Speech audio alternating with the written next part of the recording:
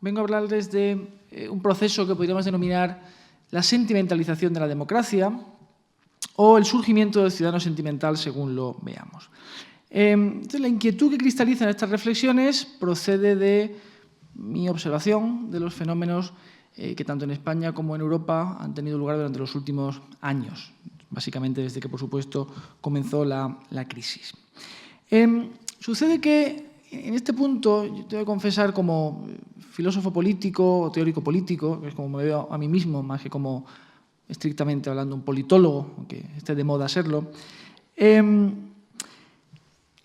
enfrenta uno a un dilema, y es decidir si los cambios sociales que uno detecta son cambios pasajeros, provisionales, fruto de una situación coyuntural, que en este caso sería esencialmente la crisis, o si más bien estamos tocando algo más profundo, que es un cambio de paradigma o un cambio social en sentido más amplio. Es un dilema irresoluble. Hace 2 o 3 años, una pareja de economistas, digo pareja porque creo que son matrimonio, Carmen Reinhart y Kenneth Rogoff, publicaron un libro muy celebrado titulado «Esta vez es diferente», que era esencialmente una historia de las crisis financieras. Y el título era irónico. Venían a decir que nuestra crisis financiera no tenía nada de diferente, sino que la historia estaba plagada de crisis similares, que las crisis financieras son esencialmente cíclicas y que, por tanto, no hay que precipitarse a ver como absoluta novedad aquello que estamos viviendo por el solo hecho de que sea aquello que nosotros estamos viviendo. En ese sentido, no sé si esto que voy a contarles es algo verdaderamente diferente en el sentido de que conduzca a mutaciones sociales, como digo, más duraderas o profundas, o es un fenómeno episódico. Pienso que más bien lo primero, que hay algo que tiene que ver sobre todo con el cambio tecnológico y la revolución de las tecnologías de la información que apunta hacia ciertas transformaciones sociales de gran calado. Pero, como digo, tampoco quiero hacer una profecía y no puedo decidir del todo al respecto. Recordarán ustedes que célebremente Karl Marx empezó su manifiesto comunista diciendo que un fantasma recorría Europa y pareciera que hoy en día lo que recorre el continente europeo es más bien una compañía entera de fantasmas, ¿no? Fantasmas en sentido estricto, es decir, viejos conocidos que se nos aparecen, eso es un fantasma, ¿no? El populismo, la xenofobia, el extremismo ideológico, el radicalismo, el nacionalismo. Recordemos que, por ejemplo, un país tan civilizado como Suiza votó en referéndum de negar la entrada a su país a los trabajadores de la Unión Europea a pesar de la opinión unánime de todos los economistas de que era favorable a su sociedad que siguieran entrando. Recordemos el auge del separatismo en los últimos años, con Escocia y Cataluña a la cabeza, y en general el auge de los partidos populistas, antieuropeos, radicales o incluso xenófobos, no solo en España, en el sentido de partidos radicales, sino también en Francia o Gran Bretaña. Todos estos movimientos, estos sucesos, tienen una característica común y es ser una suerte de movimientos de una introversión agresiva poco dada a la conversación razonable con otras opciones políticas.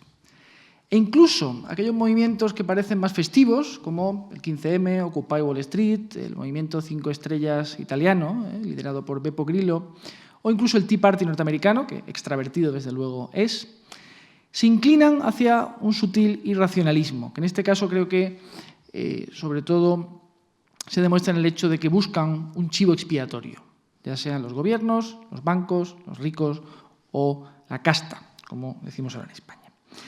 El resultado, en todo caso, es una amalgama de pasiones, de hipérboles, que ciertamente se parece muy poco a esa esfera pública sosegada de ciudadanos razonables que dialogan entre sí, que soñaron los padres de la democracia liberal. Cuando buscamos explicaciones para estos hechos, la tentación del analista yo creo que es muy clara, es echarle la culpa a la crisis. La crisis sirve para un roto igual que para un descosido, y realmente algo de eso hay. En una crisis que se parece mucho a la nuestra, en la crisis del petróleo de los años 70, se estrenó una película, Network, quizá la conozcan, escrita por Paddy Chayefsky, dirigida por Sidney Lumet y protagonizada, entre otros, por William Holden, donde un presentador de noticieros televisivos norteamericano de gran fama, por razones personales, enloquece un tanto y empieza a dar un tono profético a sus emisiones. Entonces, en horario de máxima audiencia, empieza a decir una frase que se hizo célebre en la época, que es «estoy terriblemente enfadado y no puedo soportarlo más». La frase se hizo célebre hasta el punto de que los neoyorquinos salían a su casa por la ventana y la gritaban en plena noche en Manhattan. Cuando le preguntaban a este mesías católico que por qué estaba enfadado, él decía por la economía, por el terrorismo, por el paro. Son razones que podríamos todos suscribir hoy en día. Y cuando se le preguntaba por las soluciones que proponía para esos problemas, él decía, no sé cómo se pueden arreglar, pero estoy lleno de cólera. En lo que es una actitud que me parece que podríamos reconocer fácilmente en los últimos años a nuestro alrededor. A fin de cuentas, la indignación se justifica a sí misma y no tiene por qué atender, o no suele, al menos, atender ni a complejidades en las causas ni a complejidades en las soluciones. Desde este punto de vista, nada como una crisis para dar salida a las frustraciones colectivas. O sea que la crisis es una parte imprescindible de la explicación, pero no es, creo, toda la explicación. Antes he citado el ejemplo de Suiza, que es un país impecablemente civilizado, y podríamos añadir otro país, otro ejemplo, que es Alemania, una sociedad que ha atravesado modélicamente la crisis y que en la actualidad se encuentra en cifras cercanas al pleno empleo, y donde, ya sabemos cómo son los alemanes para esto, han acuñado incluso una palabra específica para designar al ciudadano iracundo, el Wutbürger, que es el ciudadano un tanto histérico que se dedica a protestar contra casi cualquier cosa.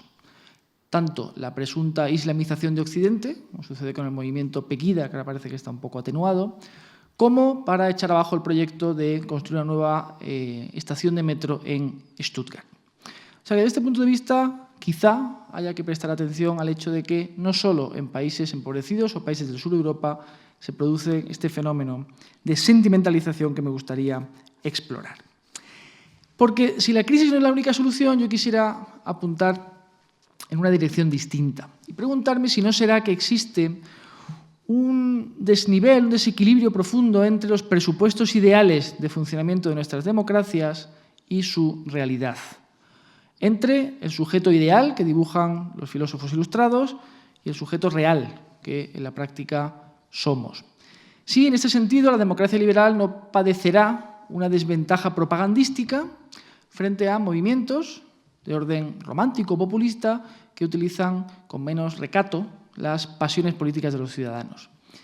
Y si no será posible también que estos fenómenos no se encuentren intensificados por algunas transformaciones sociales contemporáneas, en especial, como veremos, la revolución digital. Este es un poco el planteamiento de lo que quiero hablar a continuación. A la hora de caracterizar nuestras sociedades, yo diría que vivimos en democracias representativas basadas en la organización política liberal, pero complementadas con principios bienestaristas de corte socialdemócrata, donde la producción de riqueza se encomienda a la economía social de mercado y donde la vertebración de la identidad, por su parte, queda en manos de la vieja y un poco gastada idea de nación. Evidentemente, esto provoca un conflicto inevitable entre la libertad individual, la primacía formal de la libertad individual recogida en las constituciones, y las exigencias del orden colectivo. Y este conflicto, inevitable, porque no podemos hacer todo lo que queramos, ni nuestros valores personales van a realizarse por completo en una sociedad que es plural, en principio deben reconducirse a través de la conversación pública y del recurso a las elecciones representativas periódicas. Vamos a votar cada 4 o 5 años y se agregan las preferencias de los ciudadanos. ¿Cuál es el problema? Pues que esta organización política o social, si lo prefieren, requiere de un tipo concreto de ciudadano. Un sujeto, como he dicho antes, razonable, que se informa políticamente, que persigue sus intereses en el plano privado, pero no desatiende sus deberes cívicos, que consisten en aportar, como digo, su interés por la cosa pública y expresar su opinión periódicamente en ella. ¿Cuál es el problema? Pues que este sujeto ideal no acaba de encajar con el sujeto real que somos. Hay una tradición en la historia del pensamiento occidental, hay una serie de autores que habían venido ya señalando este problema, Hume, Freud, Nietzsche, por supuesto, que dicen que no somos exactamente un sujeto autónomo que atiende a razones, lo cual en sí mismo no es poco para una especie que viene de un charco, ¿verdad?, sino que hay unos elementos en nuestra naturaleza, ya los llamemos inconsciente, pasiones, emociones, sentimientos, a los que no podemos sujetar ni controlar tan fácilmente. Y en los últimos años esto ha quedado especialmente de manifiesto con el auge espectacular, como saben, de las neurociencias, que nos están revelando una imagen de nuestro funcionamiento que no se corresponde con las premisas clásicas del mismo. Digamos, por tanto, que estamos completando el tránsito entre ese sujeto ideal que la teoría política, la filosofía política, una tradición filosófica occidental había dibujado, y el sujeto real que estos nuevos hallazgos científicos nos está mostrando. Para ilustrar este contraste entre el sujeto ideal y el sujeto real, ideal y el real, voy a distinguir a continuación entre el papel de las emociones, y aclaro que el título de la conferencia también podría haber sido La democracia emocional, pero sonaba más feo. Los filósofos de la Ilustración escocesa hablaban de sentimientos para referirse a las emociones, es un sinónimo en nuestra lengua todavía, creo. Distinguir, decía, entre el papel de las emociones y las patologías o los vicios de la racionalidad, para poner de manifiesto, insisto, las limitaciones de esa idea clásica del sujeto autónomo que atiende a razones que se supone que somos. Las emociones, en primer lugar. Las emociones han tenido una historia cultural muy procelosa. Ya he comentado que autores como Adam Smith, el padre del liberalismo económico, o David Hume, consideraban que nuestras virtudes morales estaban basadas en una sentimentalidad innata, es decir, tenían una imagen positiva de las emociones. Pero esta tendencia se quedó rota con el romanticismo, que, como saben, elogió lo contrario, las pasiones y las emociones como antídoto prácticamente contra la razón y como una dimensión del ser humano que había que recuperar frente a el exceso de racionalización al que nos llevaría la modernidad. Con lo cual, los románticos de alguna manera recuperaban la tradición grecolatina en gran medida. Asimismo, y por seguir con esta procelosa historia cultural, solíamos pensar, cuando el auge de las teorías contextualistas, que las emociones dependían del contexto histórico, geográfico o cultural en que los ciudadanos que portaban esas emociones se desenvolvían. Pero en la actualidad la ciencia parece ya haber un consenso más que suficiente para una explicación evolucionista, neurocientífica de las emociones, que, al menos en lo que se refiere a las emociones básicas, miedo, sorpresa, angustia, son emociones innatas y universales. Es decir, que no dependen del contexto en que vivamos. Es verdad que hay algunas emociones culturalmente específicas, pero esas emociones básicas no lo son. Y luego tenemos una dimensión curiosa de las emociones, que son las llamadas emociones altamente cognitivas, que están asociadas al neocórtex, y que son emociones como el amor, la vergüenza, los celos, la envidia. Y el amor es un buen ejemplo, es una emoción de la que no puede predicarse que sea particularista, es decir, es universal, pero a su vez sus manifestaciones y el modo en que lo vivimos sí está influido por los contextos culturales y por los cambios de valores existentes en cada época. Este tipo de emociones, las altamente cognitivas, sirven sobre todo para emitir señales sociales, tienen que ver con nuestra dimensión social. Con lo cual, hoy en día predomina en las ciencias una concepción relativamente positiva de las emociones. Se habla de la racionalidad de las emociones, recuerden aquel bestseller de Daniel Goleman, ¿no?, La inteligencia emocional, porque se considera no tanto que las emociones estén al mando de nuestra cabina decisoria, por así decirlo, sino que la razón y la emoción son dos sistemas complementarios que interactúan entre sí, se interrelacionan cuando de tomar decisiones por nuestra parte se trata. Es algo parecido a lo que apunta Daniel Kahneman, el premio Nobel de Economía, en su obra sobre los dos modos de razonamiento, ¿no?, el pensar despacio y el pensar rápido, los sistemas 1 y 2. Es decir, hay una forma de pensar y de tomar decisiones que es intuitiva, rápida, barata, en el sentido de que no tenemos que hacer un esfuerzo para tomar una decisión, y otra forma que es pausada, deliberativa, razonante y cara, porque es un proceso mucho más largo. Y el propio Kahneman señala que el papel de las emociones a la hora de explicar el modo en que decidimos es ahora, en las ciencias neuronales y psicológicas, mucho más fuerte que en el pasado. Ahora bien, esto no significa que hayamos de confiarnos en esa lectura positiva de las emociones. ¿Por qué? Drew Westen, al que volveré a citar después, tiene un libro muy bonito sobre el cerebro político, y él deja claro en esta investigación que cuando la emoción y las razones colisionan, hay un conflicto de incompatibilidad entre ambas, la emoción suele predominar. Y además, esto se produce con independencia del grado de información que tenga el sujeto, de lo cultivado que sea, o de la conciencia que pueda tener incluso de sus propias influencias emocionales. Es decir, todos padecemos sesgos emocionales.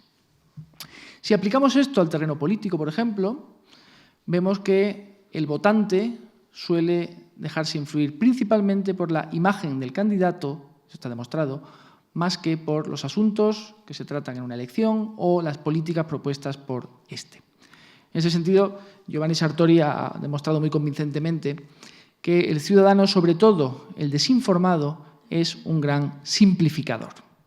Porque entender una realidad tan compleja es muy costoso, nos cuesta tiempo, esfuerzo, y por lo general es un esfuerzo que no creemos que merezca la pena realizar. Razón por la cual, insisto, simplificamos. Y por supuesto, un sujeto tendente a la simplificación está también sometido a la influencia de categorías simplificadoras emocionales como la casta, por ejemplo. ¿Significa esto, por otra parte, que somos esclavos de nuestras emociones? Afortunadamente no. Lo que la neurociencia señala es que en este complejo sistema que forma nuestras emociones y nuestra razón hay básicamente una interrelación o interdependencia. Es decir, que mientras no llegue el hallazgo definitivo que confirme, por ejemplo, que el libre albedrío no existe, lo más interesante es atender a esa interdependencia o interrelación, al modo en que las emociones y la razón se conectan o relacionan entre sí. Esto explica en gran medida la profunda ambigüedad política de las emociones, acerca de las cuales resulta muy difícil tener una visión estrictamente positiva o estrictamente negativa. En un libro reciente señalaba Martha Nussbaum, una destacada pensadora liberal, que habría que concebir las emociones como cajas de herramientas multifuncionales que podemos utilizar para unas u otras cosas. Y ponía un ejemplo muy gráfico, decía la emoción de la vergüenza. Decía, en una sociedad liberal, un ciudadano no debe avergonzarse por sus particularidades religiosas, sexuales o ideológicas. En cambio, sí debería avergonzarse cuando abusa de los demás o por razones de avaricia personal comete un latrocinio, por ejemplo. Otros ejemplos que me parecen ilustrativos de esta ambigüedad política son los siguientes. Por una parte, pensemos, Jacques Derrida, teórico francés, ha señalado que el amor, por ejemplo, no es quizá la emoción que deba servir como modelo para imaginar o concebir nuestra relación con la comunidad política a la que pertenecemos, ni tampoco con nuestros conciudadanos.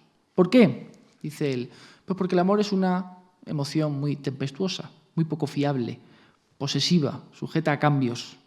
Y en cambio, dice él, el modelo de la amistad genera unas emociones, unas conductas incluso, mucho más sosegadas, que le parecen a él mucho más productivas como modelo de organización de las relaciones entre sujetos. Luego, por otra parte, ha habido quien ha señalado que el resentimiento, que es una emoción tan peligrosa, puede tener también una lectura distinta a aquella que simplemente lo contempla como un subproducto de la envidia. Es decir, el resentimiento puede ser un acto de creación política. ¿Por qué? Porque pasamos a ver nuestra posición social de una manera diferente y recreamos las relaciones sociales existentes y eso da lugar a nuevas subjetividades políticas, como se dice en la jerga. Luego está el ejemplo que pone Hannah Arendt, que es una pensadora mucho más popular que los que acabo de citar. En la actualidad es casi una pensadora popular, lo cual no deja de ser curioso, que alerta contra el exceso de bondad, lo cual, en principio, ¿verdad?, parece una cosa curiosa. Pero, dice ella, un exceso de compasión y de bondad nos paraliza políticamente, porque nos impide someternos a procesos negociadores de compromiso que requieren paciencia, dureza, capacidad de persuasión y, por tanto, desde ese punto de vista, la compasión, un exceso de compasión, es inconducente desde el punto de vista político.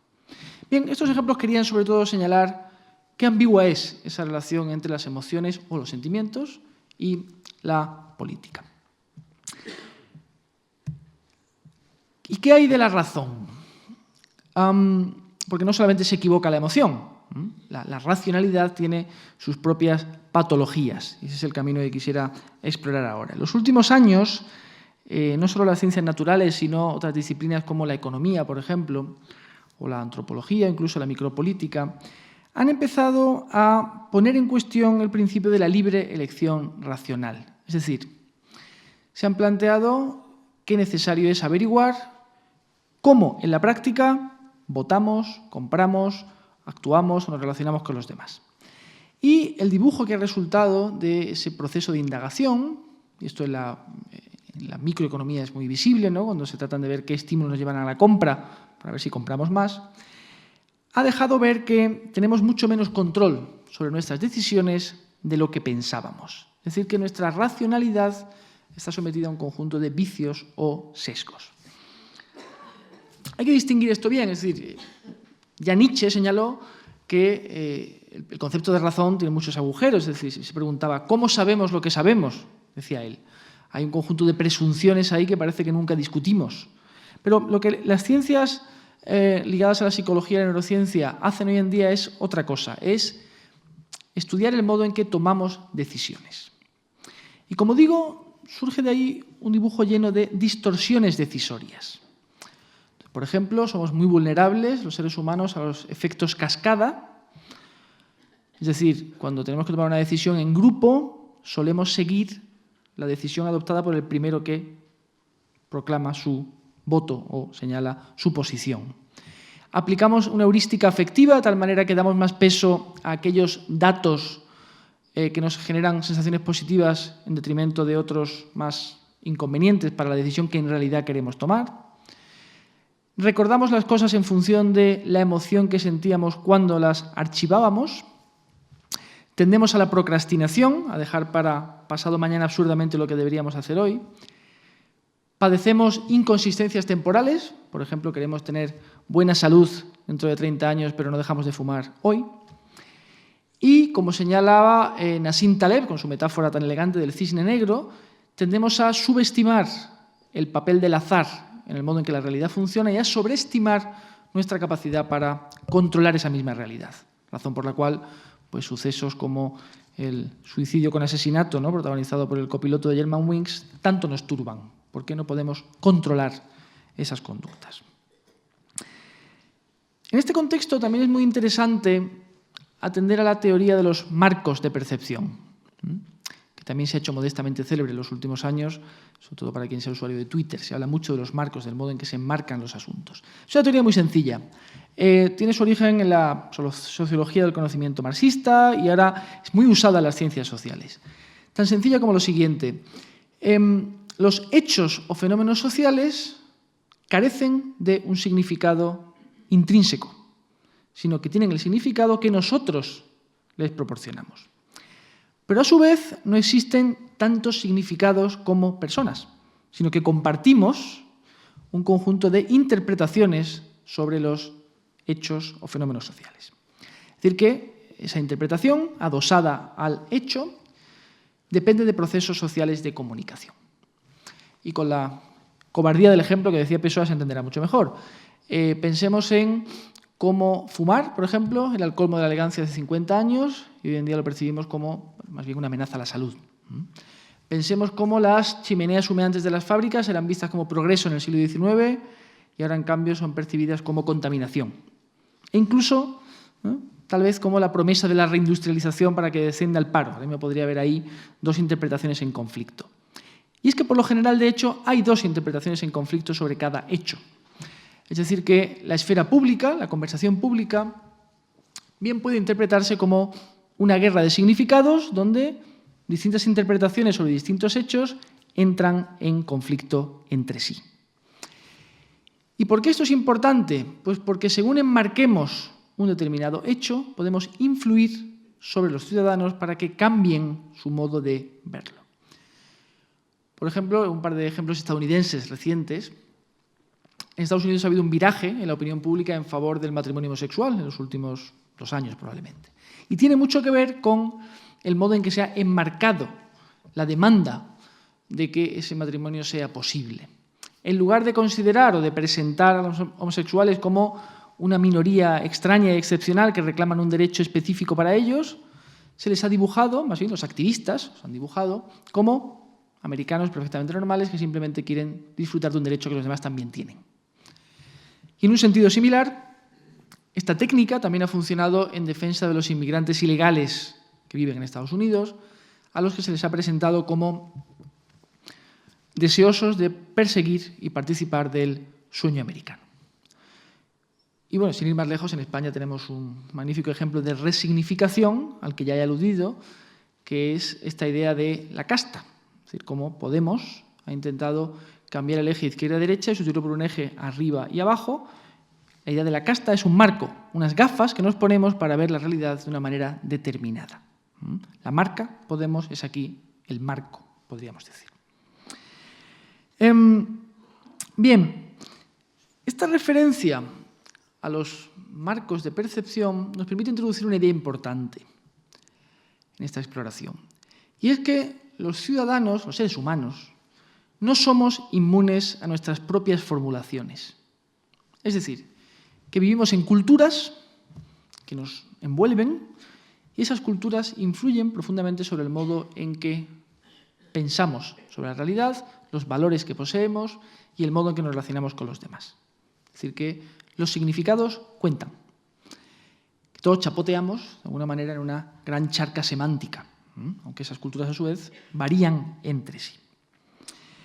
Esto es importante también porque una de las críticas que se han dirigido a este sujeto ideal del liberalismo, que estamos aquí vapuleando, es que no ha prestado el liberalismo, esta es una crítica que hacen el feminismo y el comunitarismo, a la naturaleza social del ser humano, al hecho de que nacemos en familias y en comunidades e incorporamos los valores de esos espacios en los cuales nos socializamos. Nuestros padres nos educan, vamos a los colegios, recibimos una educación y nos criamos en una determinada atmósfera cultural que al final nos constituye. Es decir, que esta idea de que somos como seres humanos anteriores a la sociedad, que es el paradigma liberal, estaría equivocada y lo que nos definiría sería, como digo, nuestra pertenencia a la comunidad. Dicho de otra manera, no seríamos átomos racionales, sino animales sociales. Como digo, es la crítica comunitarista. Esta crítica tiene un correlato evolucionista, es una interpretación biológica. Dicen algunos teóricos evolucionistas o biólogos. Si lo específico de la especie humana, aquello que nos ha permitido progresar, es la transmisión cultural de información entre generaciones, la acumulación de información y cultura, pues quizá la selección natural no está privilegiando tanto la inteligencia o la capacidad de innovación como la imitación. Es decir, que la charca semántica sería también, desde este punto de vista, una charca mimética. Es algo que también algunos antropólogos, como René Girard, sin ir más lejos, han estudiado cuando se han planteado el papel de la envidia, del deseo mimético, como un elemento esencial de nuestra organización social. Y se puede ir incluso más lejos. Es posible que nuestra moralidad tenga un fundamento también biológico. Tengan ustedes en cuenta que los teóricos evolucionistas vienen a decir si un rasgo natural ha sobrevivido y existe es porque sirve para algo. En este caso, la moral, y esto incluye la religión, serviría para cohesionar a los grupos humanos. De tal manera que esos seres humanos cohesionados en torno a un conjunto de valores morales cooperan entre sí con lo cual el grupo sale beneficiado porque se obtienen mejores resultados que los que se producirían si esos individuos actuasen de manera aislada y egoísta. En un libro reciente, y siguiendo esta idea, Joshua Greene, que es un autor norteamericano que está en Harvard, ha dicho lo siguiente, ha señalado que esta cohesión, digamos, biológicamente inducida, genera distintas tribus morales. Todos pertenecemos a distintas tribus morales. Y esto nos permitiría en gran medida explicar el aumento de la polarización ideológica en nuestros días. ¿Por qué? Pues porque, dice Greene, cuando los grupos humanos vivían separados entre sí, todos ellos muy bien cohesionados dentro del grupo, esto no suponía demasiado problema. Pero ahora que estamos todos emigrando y que la globalización es un hecho imparable y estamos mucho más mezclados que en el pasado, la misma cohesión interna de las tribus morales dificulta su entendimiento con otras tribus morales que están fuera, ya sea izquierda y derecha, religiosos y ateos, como queramos plantearlo. Es más, le han dicho a Greene algunos críticos, nuestra propia percepción de la realidad está mediada por nuestro sentimiento de pertenencia a un grupo. Por ejemplo, pues, nos parece mucho más disculpable la corrupción en el partido político de nuestros amores que en el partido político de nuestros odios, por así decirlo. E incluso en un nivel mucho más cotidiano, bueno, miramos con mucho más cariño a nuestros hijos que a los hijos de los demás, ¿no? Evidentemente. Es decir, que los sentimientos anteceden a las razones y la pertenencia conduce a las justificaciones. Y en ese sentido es muy interesante comprobar cuál es la relación que existe entre radicalismo y felicidad. Me encontré hace unos meses con un artículo interesantísimo, una revista norteamericana, cuyos autores habían planteado esta pregunta. ¿Qué relación hay entre radicalismo y felicidad? ¿Cuán feliz es o deja de ser el ciudadano radical y en qué condiciones? Lo que habían hecho los autores era rastrear la encuesta mundial de valores durante un lapso considerable de 25 años y atendiendo además a un número no pequeño de muestras, que eran 25.000. Y los resultados eran muy interesantes, porque la hipótesis de las confirmadas más relevante, a mi juicio, creo, es la del llamado extremismo ideológico condicionado. Fíjense, el ciudadano más feliz es el más radical. ¿Por qué? Pues porque está más convencido que los demás de la veracidad de sus propias creencias. Y, curiosamente, es más feliz todavía cuando el gobierno no es el gobierno de su signo político, cuando gobierna la oposición. Lo cual nos demuestra que felices somos cohesionados en torno a un núcleo de creencias radicalmente afirmadas frente a quien se opone a ellas. Esto es importante para entender estos fenómenos, como digo, de sentimentalización. Y es importante también para entender la satisfacción psicológica que encontramos tanto cuando nos adherimos a una ideología radical, que podría enmarcarse dentro de lo que se denomina el romanticismo político, como, y es la dirección en la que quiero ir ahora, cuando nos embarcamos en conversaciones donde lo importante es tener razón o afirmar la propia razón frente a la de los demás. Cualquier indagación en esto que vengo a llamar la sentimentalización de la política tiene que atender al modo en que hablamos de política. Es decir, tiene que atender a eso que se llama esfera pública. Y en los últimos años, pocas cosas han cambiado menos que la esfera pública, a raíz de la revolución en las tecnologías de la información. Y me parece relevante preguntarnos si la irrupción de las tecnologías digitales de la información han generado más contenidos de razón en la esfera pública o si, por el contrario, han contribuido a intensificar esa sentimentalización. Hay que tener en cuenta que el concepto de opinión pública y la esfera pública, desde su origen, tiene un componente prescriptivo, es decir, es tanto un ideal como una práctica. ¿En qué sentido? En el de que se da por supuesto que las personas que hablan sobre asuntos públicos con otras personas en la esfera pública tienen que fundamentar racionalmente sus juicios y no pueden basar sus preferencias en intereses privados. Por eso es un ideal. Tenemos que abandonar nuestro interés privado para pensar en el interés de la comunidad en su conjunto. Naturalmente, nuestra fe en este mecanismo civilizador no es tan fuerte como hace 200 años, porque entre medias hemos tenido 2 guerras mundiales, totalitarismos, el uso propagandístico de la información, y nuestra fe en la verdad pública, bueno, pues digamos que se ha visto un poco disminuida. No obstante, es lo único que tenemos y hay que atender al modo en que funciona. Y en este sentido, un problema que se plantea, una razón por la cual ese ideal no acaba de cumplirse necesariamente, es que no podemos obligar a los ciudadanos, no podemos obligarnos a cumplir con las reglas ideales de la deliberación pública. Es decir, sabemos cómo deberíamos conversar sobre asuntos públicos con otros ciudadanos, como digo, de una manera tolerante, abierta, razonante, pero no hay ningún tribunal que pueda obligarnos a comportarnos de esa manera. Es, como señalaba John Rawls, un deber de civilidad. Es una cortesía interactiva que podemos esperar, aconsejar o desear, pero difícilmente garantizar.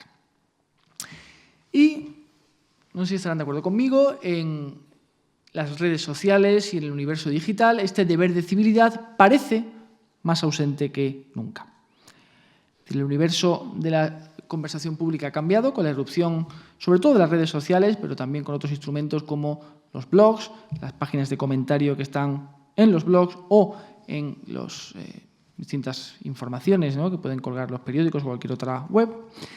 Y realmente no parece que el modo en que se delibera públicamente en ese contexto responda, como digo, a ese deber de civilidad. No todas las redes sociales son iguales ni operan de la misma manera, pero hay una serie de rasgos comunes y tenemos ya suficientes elementos como para preguntarnos, para señalar cuáles son los vicios o los defectos de la conversación digital.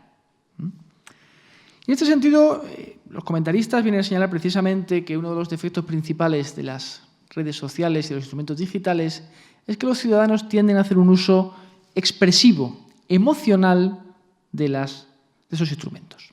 Es decir, no se trata de utilizar la persuasión y de emplear razones para deliberar sobre asuntos públicos, sino básicamente de expresarse emocionalmente o sentimentalmente, lo cual genera, por supuesto, un aumento de la polarización. Pensemos, por ejemplo, en el fenómeno de los trolls, ¿no?, las personas que entran en las conversaciones ajenas en las webs y las revientan, ¿no?, que ha llevado a algunos medios importantes a cerrar el apartado de comentarios en sus noticias. Otros autores alertan contra la balcanización, es el término utilizado por Cass Sunstein, de la web. ¿En qué sentido? En el sentido de que, como podemos configurar el modo y las personas con las cuales nos relacionamos en esas redes sociales, en lugar de estar todos arremolinados en torno a 2 o 3 grandes medios de masas con los que mantenemos una relación vertical, como configuramos, decía, nuestro timeline, tendemos a elegir aquellas personas con las que vamos a estar de acuerdo. Y por eso se dice, cuando hablamos en este entorno digital, escuchamos un eco de nuestra propia voz. De ahí la idea de las cámaras de resonancia. Estos problemas de balcanización o de fragmentación y polarización parecen dar la razón, al menos en alguna medida, a antiguas profecías, como la que hiciera Alexis de Tocqueville cuando hablaba de la tiranía de la opinión pública en 1835, o incluso al famoso Marshall McLuhan, que acuñó el término de aldea global, pero advirtió, cosa que solemos recordar con menor frecuencia, que la aldea global, podía convertirse en un lugar desagradable y claustrofóbico, no necesariamente una utopía digital. Por otra parte, tenemos un fenómeno interesante que ya existía, digamos, en modo analógico, pero que la digitalización ha intensificado hasta el punto de que este fenómeno ha desbordado las esferas públicas nacionales. Es esto que los americanos llaman slacktivism o activismo del vago o solidaridad del doble clic o solidaridad sin coste, como queramos llamarlo. De nuevo, aquí un ejemplo será muy claro. Pensemos en la reciente campaña de solidaridad internacional con las víctimas del atentado en la redacción del semanario satírico francés, en Charlie Hebdo. Todos señalaban con un selfie en Twitter: yo soy Charlie. Incluso unos meses atrás, una campaña parecida, cuando el líder salafista nigeriano Boko Haram pues, secuestró a 200 niñas, no sé si recuerdan el caso, y hubo también una ola global de solidaridad. El selfie en este caso era, o sea, el hashtag era Bring Back Our Girls, traed de vuelta a nuestras chicas, y la idea era hacerse una foto con esa leyenda. Incluso Irina Shayk se hizo una, recuerdo. Y el novelista de origen nigeriano Teju Cole, recuerdo que en un tuit se quejó, decía, bueno, esta ola de sentimentalidad global, lo decía con estas palabras, tiene poco que ver con el momento decisivo que está experimentando la democracia nigeriana en estos momentos. En estos casos, por tanto, vemos con claridad una relación neta entre digitalización y sentimentalización. Se ha hablado en ese sentido de que nuestras democracias se habrían convertido en democracias de enjambre, donde lo que habría sería pues, grandes muchedumbres que reaccionan de manera casi histérica, halagando o rechazando determinadas ideas o personajes públicos, a los que llegan incluso a martillear con mensajes durante 1 o 2 horas, en lo que se llama una tormenta de excrementos en la jerga digital. Y lo que teníamos, por tanto, no sería tanto una conversación como ruido, no tendríamos tanto persuasión como una atmósfera en la que resulta muy difícil establecer esa conversación pública, razonada y serena, que, como digo, es la base presunta, supuesta, de nuestras democracias representativas. De ahí la metáfora del contagio, la metáfora del virus, la idea de la masa digital. Con lo cual, insisto, la digitalización no habría sumado tanto contenidos de razón cuando más bien intensificado ese proceso de sentimentalización o emocionalización en el funcionamiento de nuestro proceso político o de nuestra democracia, lo cual incrementa, como decía antes, el atractivo del romanticismo político. Claro, el problema es que la democracia liberal carece de atractivo suficiente, de atractivo emocional, quiero decir. Hay, por supuesto, aquí un problema epistemológico, podríamos decir, que es el hecho de que la democracia liberal se compara con sus alternativas soñadas, con modelos utópicos. Y claro, esa comparación no la resiste nunca la realidad. Siempre la posibilidad de alternativa soñada o completamente otra tiene ventaja frente a esa realidad en la que vivimos, que siempre es incómoda, siempre es imperfecta, siempre es desagradable, a la que siempre, en definitiva, ponemos pegas. No obstante esto, creo que hay elementos propios de la ideología liberal o de la democracia liberal que resultan difícilmente vendibles, si se me permite la expresión, que explican eso que vengo a llamar, o estoy llamando la desventaja propagandística del liberalismo o de la democracia liberal frente a alternativas populistas o románticas. Pensemos, por ejemplo, en el concepto de razón pública. Kant, en su momento, que es quizá junto a Aristóteles antes y Rawls después, el padre de esta tradición tan racionalista, Kant decía que la esfera pública es el lugar donde, a través del diálogo razonado entre ciudadanos, podemos filtrar las distintas ideas que circulan en la sociedad y desechar las peores y abrazar las mejores o las correctas, lo cual es, visto con perspectiva, un razonable ejercicio de optimismo. Y posteriormente, John Rawls venía a decir: la razón pública es un instrumento esencial de las democracias porque permite a ciudadanos razonables discutir entre sí. Y discutir de una manera muy peculiar. Es decir, asentando sus juicios en razonamientos políticos y no en razonamientos metafísicos o religiosos. Es decir, que permite a cada tribu moral discutir con la otra, pero buscando puentes de entendimiento político y no apelando a los valores esenciales que cada tribu tiene o siente como propios. Rawls llega incluso a señalar que es perfectamente lógico e inevitable que que se produzca entre ciudadanos un desacuerdo razonable. ¿Qué es un desacuerdo razonable? Un desacuerdo entre ciudadanos razonables, informados y bien intencionados, cuyo entendimiento tiene un límite. Si una persona, por ejemplo, tiene una profunda fe religiosa y el otro es profundamente ateo, hay un punto ahí en el cual, por ejemplo, en relación al aborto, no van a entenderse fácilmente, con lo cual tienen que buscar un compromiso. ¿Cuál es el problema? Que el ciudadano razonable no es especialmente sexy o atractivo. El paradigma clásico del burgués ha sido, de hecho, execrado por todas las revoluciones juveniles que en la segunda mitad del siglo XX han tenido lugar, con lo cual se ha ido creando un ecosistema cultural más bien romántico, donde esas figuras de moderación no encuentran fácilmente un hueco. Si se fijan ustedes en la publicidad comercial, las figuras exaltadas son las del rebelde, las de la diferencia, las de la excepción, y esto en gran medida es retórica, pero tiene su influencia cuando de ponderar las virtudes del burgués razonable de clase media se trata. La propia racionalidad deliberativa habermasiana, es decir, la idea de que pues, tenemos que discutir con las demás personas con gran paciencia y dejando nuestros intereses privados al margen, también nos resulta algo pesado y poco atractivo. E incluso si me apuran, y es algo bien visible en los románticos políticos, su desprecio por esa faceta de la realidad política, la razón burocrática, la razón administrativa, la estructura estatal, que hace posible, por ejemplo, el pago de las pensiones, bien, pues también es un poco aburrido. También es, digamos, difícil de vender.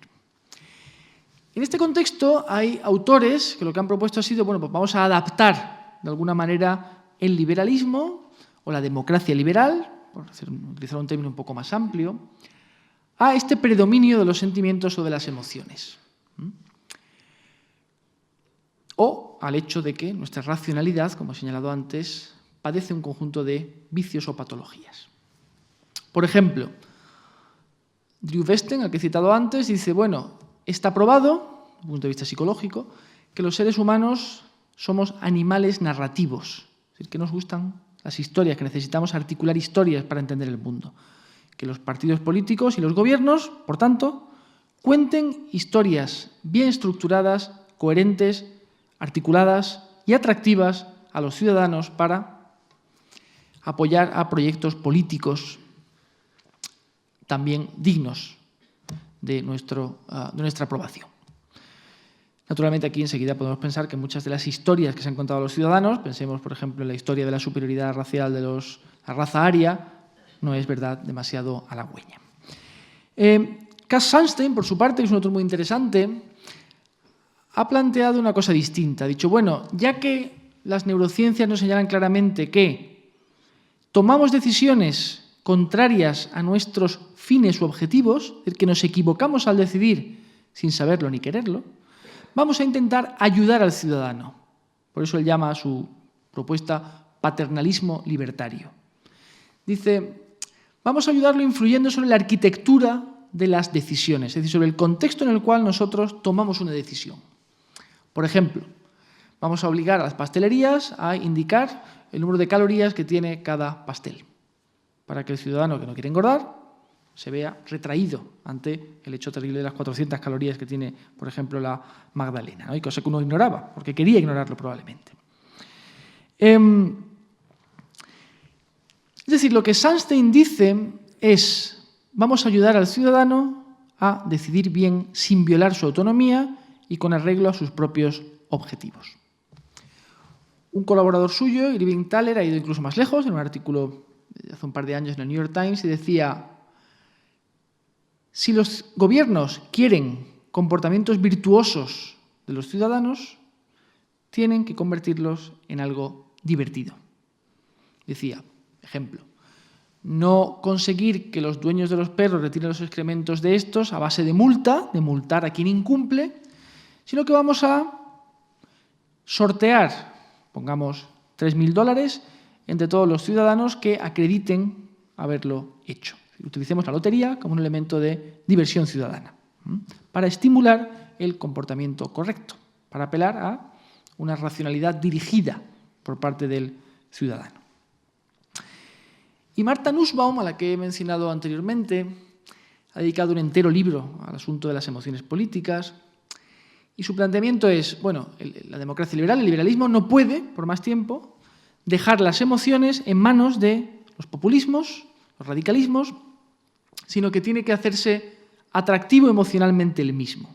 Es decir, tiene que superar esta especie de frigidez original y convertirse en un liberalismo emocional y apasionado. Porque, dice ella, pues, y como he señalado antes también, hay que conducir a los ciudadanos hacia proyectos dignos de apoyo a través de la emoción, pensando en momentos como, supongo, la investidura de Obama, por ejemplo.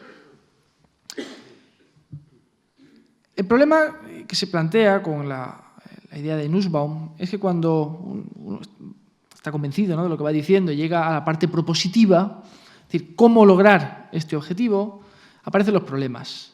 Porque ella, por ejemplo, habla del patriotismo, habla de utilizar los memoriales públicos, las ceremonias públicas, los himnos o el deporte para generar las emociones políticas correctas. Y de alguna manera son instrumentos un poco pasados de moda. No se imagina uno, ¿verdad?, a un hipster patriótico que se crea esas ceremonias. No es la manera de hacerlo porque estamos en una época irónica que difícilmente va a creerse esas políticas públicas. Solo creo, y como acabo de sugerir, en momentos excepcionales, por ejemplo, el atentado de París, la investidura de Obama, se produce una canalización de emociones políticas que después, sin embargo, suele dar paso a una fragmentación inevitable dentro del cuerpo social.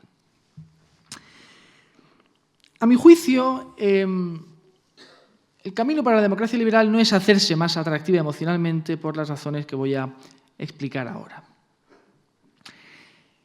En realidad, quizá lo que haya aquí sea un profundo malentendido. Es decir, puede ser que no entendamos bien cuál es la función que cumple esta idea del sujeto autónomo sometido a razones, que es el sujeto ideal del liberalismo, y por esa razón lo desechemos como una fantasía, como algo que no es realista y que no encaja con nuestro análisis, en este caso últimamente neurocientífico, del modo en que los ciudadanos operan. Es decir, los pensadores liberales del pasado en absoluto ignoraban que las emociones influyen sobre los seres humanos y que nuestra racionalidad posee límites. Piensen que, célebremente, David Hume dijo aquello de que la mente es un esclavo de las pasiones, nada menos, anticipándose casi a Freud, ¿no? Y Hayek, por su parte, descreía de la planificación centralizada del Estado porque era consciente de los límites de la racionalidad de los agentes individuales. Con lo cual, esa conciencia ha estado presente desde el principio. En realidad, ese sujeto ideal del liberalismo, ese sujeto autónomo sometido a razones o que atiende a razones, no es tanto una realidad sociológica, o es una realidad sociológica solo parcial, sino que es más bien un ideal regulativo, es decir, un objetivo que tenemos que esforzarnos por alcanzar. Es un como si, que es el mecanismo que se utiliza en la ficción. Es decir, tenemos que actuar como si fuéramos sujetos racionales y autónomos, a unas sabiendas de que no vamos a lograr serlo del todo. ¿Por qué? Porque comportándonos con esa orientación nos acercaremos un poco a ese ideal de una manera que evidentemente no lograríamos si nos lanzáramos abiertamente a las pasiones. Eso es algo que James Martel, por ejemplo, otro norteamericano, ha concedido, señalando que, bueno, realmente el concepto liberal de razón no es una descripción del modo en que fundamentalmente somos, sino precisamente la aspiración de hacer de aquello que deberíamos ser o en la dirección en la que deberíamos avanzar.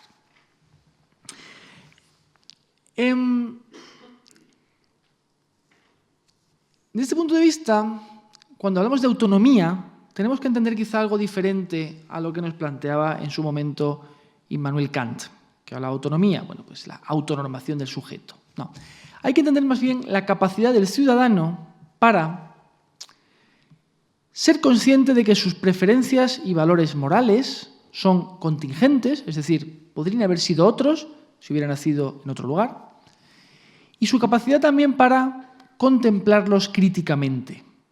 Es decir, para preguntarse de dónde vienen sus preferencias y si quizá algunas de ellas no deberían estar sometidas a cambio. Es decir, que de alguna manera se trata de ser observador de uno mismo. Esa es la idea principal de la autonomía, dar un paso atrás y contemplarse con un mayor grado de autoconciencia. El correlato evolucionista de esta idea sería el ciudadano capaz de percibir que pertenece a una tribu moral propia y que está sometido a la influencia de sesgos emocionales y de limitaciones a la racionalidad igual que cualquier otro ciudadano, igual que su prójimo, lo cual debería servirle cuando se embarca en conversaciones públicas con otros ciudadanos. Y de alguna manera se trataría quizá de hacer trabajar más intensamente al sistema 2, ese sistema lento, pausado y deliberativo, y menos al sistema 1, intuitivo, que deberíamos tal vez reservar para otro tipo de decisiones. En este sentido, la alternativa al ciudadano razonable que he propuesto antes, o señalado antes, sería el ironista, del que nos habla otro autor norteamericano, Richard Rorty. ¿Qué es un ironista? Una persona que, como digo, es consciente de la contingencia, del azar, digamos, de sus propios principios y valores. Desde este punto de vista, la democracia no sería otra cosa que una gran ficción colectiva donde distintas tribus morales pueden dialogar entre sí sin que ninguna de ellas tenga, digamos, derecho a la exclusividad. Todas ellas tienen que comportarse a sabiendas de que las demás tienen el mismo derecho a plantear sus propias proposiciones o sus puntos de vista sobre determinados valores. Solo aquellos que, como los terroristas, niegan a las demás tribus morales el derecho a la existencia, se empeñarían en acabar a tiros con la democracia. Y un sistema como el democrático, donde distintas tribus morales están obligadas a coexistir, bueno, es una atmósfera donde quizás sea posible, de cara al futuro, que un mayor número de ciudadanos avance hacia esa autoconciencia, hacia esa ironización y hacia esa idea de que los ciudadanos que no piensan como nosotros tienen, digamos, una posición idéntica, en el fondo, a la nuestra. Hay que pensar también, voy concluyendo, que en el origen histórico del liberalismo, de la propia Ilustración. Es decir, los filósofos ilustrados se rebelan contra el Estado absolutista. Y su objetivo originario es crear espacios y condiciones para que el ciudadano pueda actuar con libertad frente a ese Estado absolutista y tener garantías frente al mismo. Sin ir más lejos, el habeas corpus, ¿verdad?, que obliga a que un juez nos libere pasadas 24 horas o nos informe de los motivos de nuestra detención, por ejemplo. Es decir, que la preocupación por la articulación democrática de las sociedades llega más tarde. Cuando los pensadores liberales a la altura del siglo XVI y XVII piensan en el sujeto ideal de una sociedad liberal y miran a su alrededor, obviamente no lo encuentran. Piensen que las tasas de analfabetismo existentes en la época, sin ir más lejos. Pero precisamente porque no lo encuentran, decretan su existencia. Como si fuera una receta que compramos en la farmacia, es una prescripción.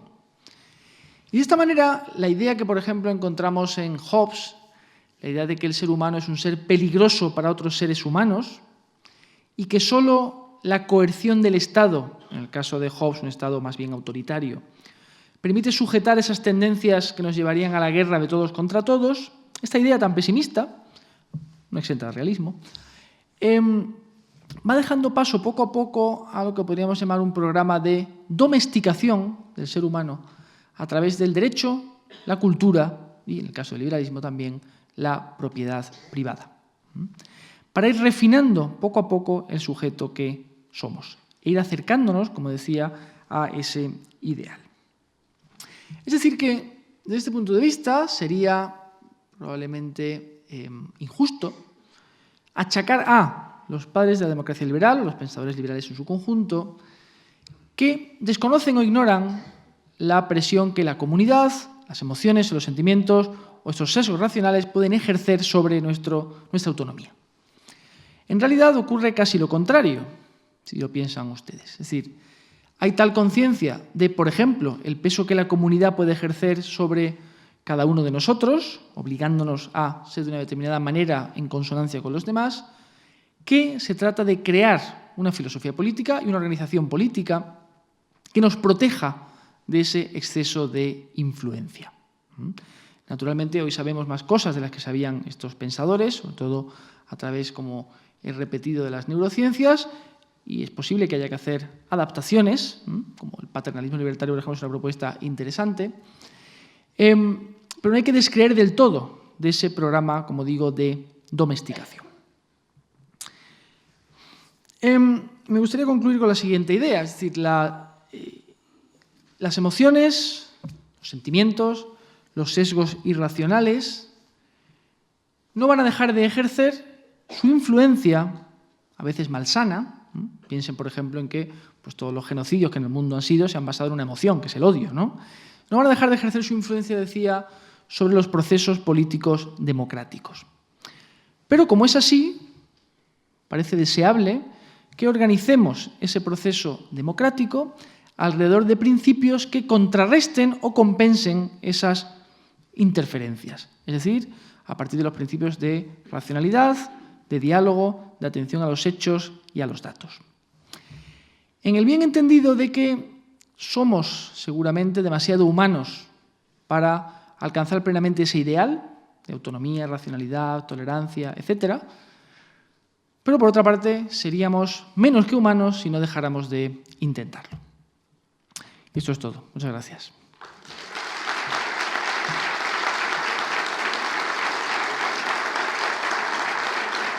Muchas gracias.